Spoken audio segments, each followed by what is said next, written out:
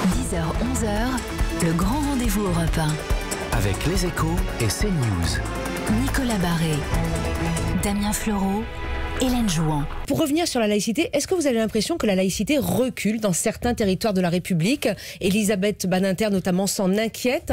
Est-ce que vous constatez ce recul dans un certain nombre de quartiers et comment inverser la tendance le cas échéant? Oui, j'ai l'impression que la laïcité est en danger et que effectivement, alors la laïcité, qu'est-ce qu'on met derrière? Effectivement, vous l'avez dit, j'ai coécrit un livre là-dessus qui s'appelle Laïcité Point, dans lequel on détaille justement ce qu'est la laïcité, parce que la laïcité, c'est pas un partage d'un gâteau entre différentes religions. C'est pas l'œcuménisme, c'est pas la plurireligiosité. La laïcité, d'abord, c'est la séparation des églises et de l'État. C'est-à-dire l'État ne se mêle pas de religion, les religieux ne disent pas à l'État ce qu'il a à faire. C'est cela la laïcité. Mais la laïcité, c'est aussi un cadre de vie avec une liberté de conscience et une garantie pour chacun de croire ou de ne pas croire sans être inquiété pour cela. Donc oui, la laïcité telle que je viens de la définir, bien sûr qu'elle est attaquée de toutes parts, elle est attaquée par les religieux, mais elle est attaquée aussi par l'obscurantisme. Et je crois qu'on a une alliance entre l'ignorance et l'obscurantisme qui attaque principalement les droits des femmes. Quand vous avez des jeunes femmes qui refusent de prendre des moyens de contraception, par exemple, parce qu'elles croient que c'est contraire à la nature, à leur religion, etc., oui, ça m'interpelle. Mais on a l'impression que les choses ne changent pas, qu'il y a toujours autant de cafés où les femmes ne sont pas bienvenues dans certains quartiers, par exemple. Mais ça, il faut lutter contre cela, et c'est pour ça que j'ai délocalisé. Ça fait des années qu'on dit qu'il faut lutter, mais qu'est-ce qui se passe? Oui, ça fait des années. Moi, je suis arrivée il y a 18 mois. J'ai énormément de chantiers, comme vous l'avez dit tout à l'heure, mais ça, c'est un sujet qui m'intéresse particulièrement.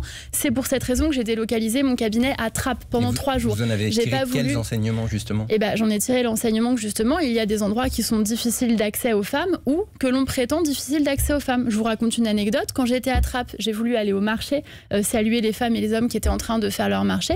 Bien, les autorités publiques m'ont demandé de ne pas aller au marché parce que ça allait être risqué, difficile, etc. Et avec Julien de Normandie, nous y sommes allés quand même et nous avons constaté qu'il y a des endroits dans lesquels il est difficile pour les femmes d'aller. Pas le marché, en l'occurrence, mais les cafés, oui.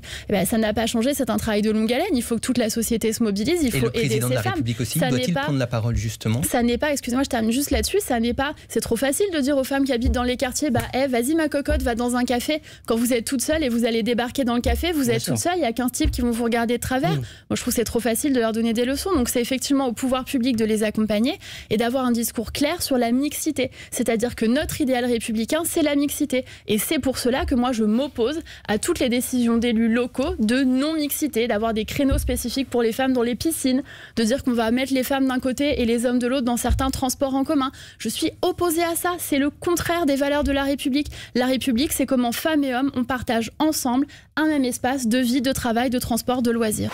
10h-11h, le grand rendez-vous Europe 1. Avec Les Échos et CNews. Nicolas Barré, Damien Fleureau, Hélène Jouan.